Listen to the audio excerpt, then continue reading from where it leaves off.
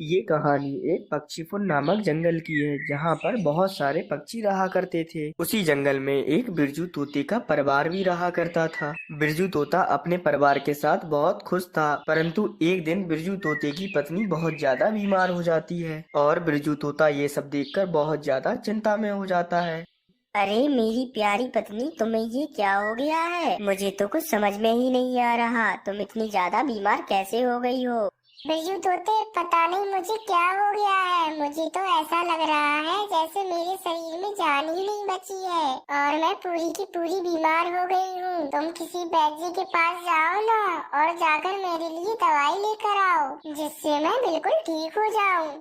अरे तुम बिल्कुल भी चिंता मत करो, मैं अभी जाता हूँ और किसी वैद्य जी को ढूंढकर उनसे तुम्हारी बीमारी की दवाई लेकर आता हूँ। ठीक है बिरजू तोते, अब जल्दी जाओ। ऐसा कहकर बिरजू तोता अब वहाँ से निकल जाता है और अपनी पत्नी की दवा के लिए किसी अच्छे से वैद्य जी को ढूंढने लगता है।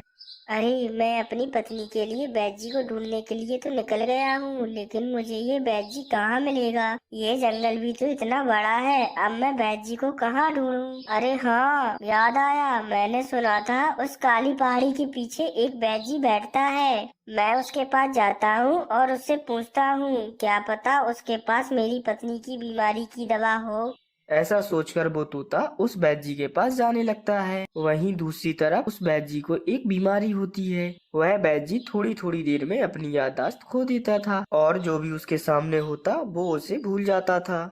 अरे चलो, अब मेरी दवाइयाँ बन गई हैं और मैंने इस पीली वाली दवाई को 60 छिपकलियाँ मारकर बनाई है। जिस भी पक्षी को छिपकली काट ले तो वह यह फौरन पीकर ठीक हो सकता है। ये दवा फौरन असर करेगी। और ये नीले वाली ठंडे बुखार की दवा है। जिस पक्षी को ये ठंडा बुखार होगा वह पक्षी इसको पिएगा और फौरन सही हो जाएगा। परंतु मुझे ये दोनों दवाइयों को ठीक से याद रखना होगा, कहीं मैं भूल ही ना जाऊं, क्योंकि मुझे तो याददाश्त की बीमारी है। अरे हाँ, ये पीली वाली है छिपकली से बचने की दवा और ये नीली वाली है बुखार से बचने की दवा। ठीक है, अब मुझे ये याद रहेगा।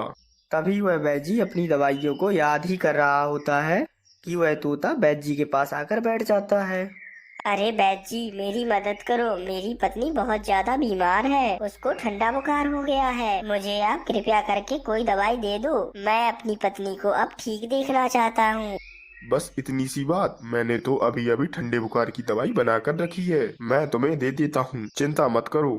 अरे हाँ हाँ वैद्य जी, आपका बहुत बहुत धन्यवाद, जल्दी से दे दो।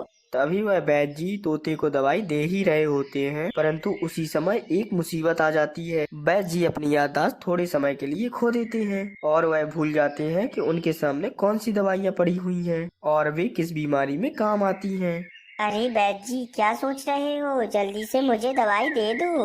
अरे हाँ हाँ तोते, मैं तुम्हें देता हूँ, परंतु कुछ याद नहीं आ रहा है। अरे हाँ, याद आया, ये पीली वाली दवाई ले जाओ तोते, इससे ठंडा बुखार ठीक हो जाता है और तुम्हारी पत्नी बिल्कुल ठीक हो जाएगी और पूरे घर के काम भी करने लगेगी। अरे वाह वैद्य जी, अगर ऐसा है तो मैं ये ठंडे बुखार की दवा बिल्कुल ले जाता हूँ। फिर वह वैद्य जी अपनी याददाश्त खो जाने की वजह से उस तोते को गलत दवा दे देते हैं, जो कि छिपकलियों का मर्ज ठीक करने के लिए होती है। घर पहुंचते पहुंचते बिरजू तोते को रात हो गई थी और उसकी पत्नी भी अभी सो रही थी। अरे सोनू, उठ जाओ, देखो मैं तुम्हारे लिए दवा लेकर आ गया हूँ। पहले तुम इसे जल्दी से पी लो और फिर बाद में सो जाना, फिर देखना तुम कैसे ठीक हो जाओगी। फिर बिरजू तोते की आवाज सुनकर उसकी पत्नी की आंखें खुल जाती हैं, परंतु वह इस समय भी बहुत ज्यादा बीमार होती है। अरे तुम मेरे लिए दवाई ले आए, सच में तुम कितने अच्छे हो बिरजू तोते। चलो अब मैं ये दवा पी लेती हूँ।